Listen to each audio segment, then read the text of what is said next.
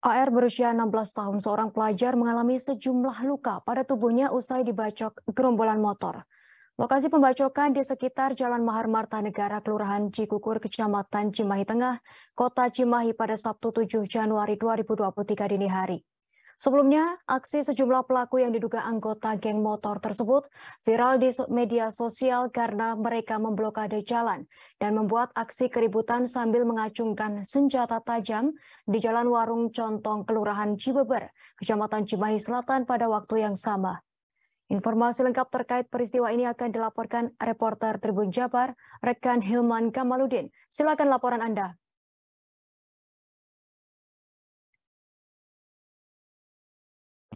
Ya, selamat sore Justina dan Tribuners. Terkait kejadian aksi penyerangan yang dilakukan oleh gerombolan atau geng motor yang terjadi di kawasan Kota Cimahi ini terjadi pada Sabtu dini hari, di mana saat korban pulang dari Bandung bersama satu rekannya dengan menggunakan sepeda motor. Namun saat di lokasi kejadian, tepatnya di kawasan Cipindi, korban melihat gerombolan motor tersebut sedang memblokade jalan di sekitar Jalan Mahar Marta Negara, Kota Cimahi, menuju ke Jalan Baros. Namun saat mendekati gerombolan motor tersebut, korban yang saat itu berboncengan atau menggunakan satu sepeda motor itu kabarnya langsung dilakukan bacok yang diduga menggunakan celurit pada bagian tangan dan pada bagian punggung. Akibat kejadian tersebut, korban mengalami 5 luka bacokan pada bagian punggung, kemudian 2 luka bacokan pada bagian tangan. Bahkan saat kejadian itu korban sempat menyelamatkan diri untuk lari ke pabrik di sekitar lokasi kejadian. Kemudian saat kedua korban ini sempoyongan, korban langsung dibawa ke rumah sakit di yang dekat dengan lokasi kejadian tersebut. Akhirnya korban yang mengalami luka bacok pada sekujur tubuhnya atau pada bagian punggung dan tangannya mendapat perawatan di rumah sakit. Berdasarkan hasil penyelidikan sementara bahwa kejadian tersebut dipicu karena adanya aksi dari geng motor yang setelah melakukan anniversary di kawasan di daerah Kota Bandung, sehingga mereka membawa celurit memblokade jalan sambil memblokade jalan di kawasan Jalan Mahar Marta Negara di Kota Cimahi. Selain 2 korban itu, kabarnya ada beberapa korban lain yang menjadi keperingasan dari anggota kelompok motor tersebut. Namun untuk satu korban yang lain hingga saat ini belum bisa diketahui karena aparat kepolisian masih melakukan penyelidikan.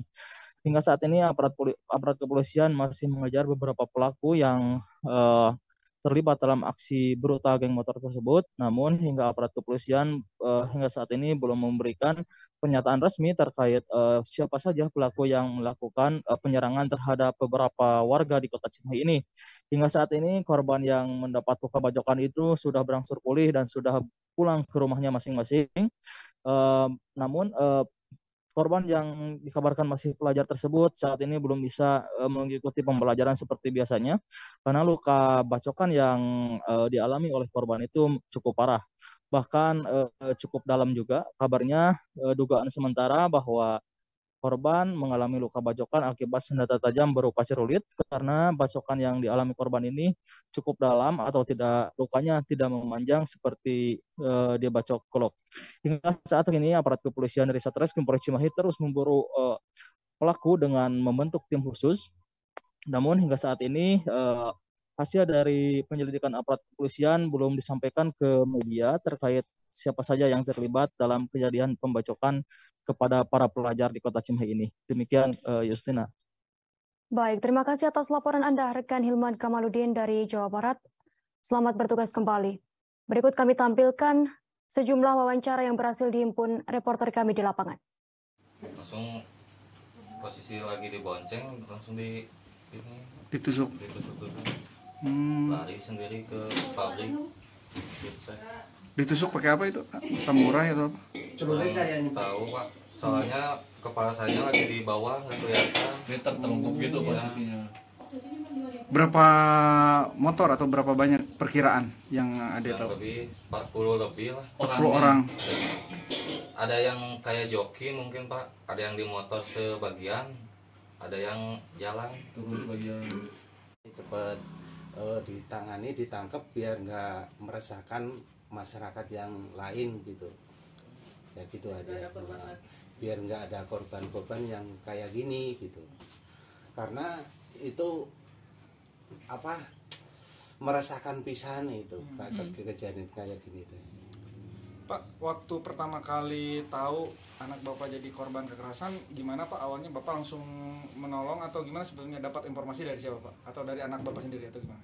Informasi itu kebetulan kata anak itu dari Sapam Rumah Sakit Kasih Bunda, nelpon ke keponakan jam 2 kurang lah. Begitu nelpon ke keponakan ke sini gedor, begitu gedor ya katanya anak ada masalah gitu. Begitu ada masalah ya salah langsung nyusul ke Kasih Bunda. Begitu nyusul ke Kasih Bunda di situ teh udah banyak polisi dan dari anggota di lapangan di tim khusus Satreskrim sedang melakukan penyelidikan. Terima kasih dan mohon doanya agar perkara tersebut segera terungkap. Pak, dipastikan ada korban berarti ya Pak ya? Ada. Yang laporan karena korban juga berarti Pak? Ya. Terima kasih sudah nonton. Jangan lupa like, subscribe, dan share ya.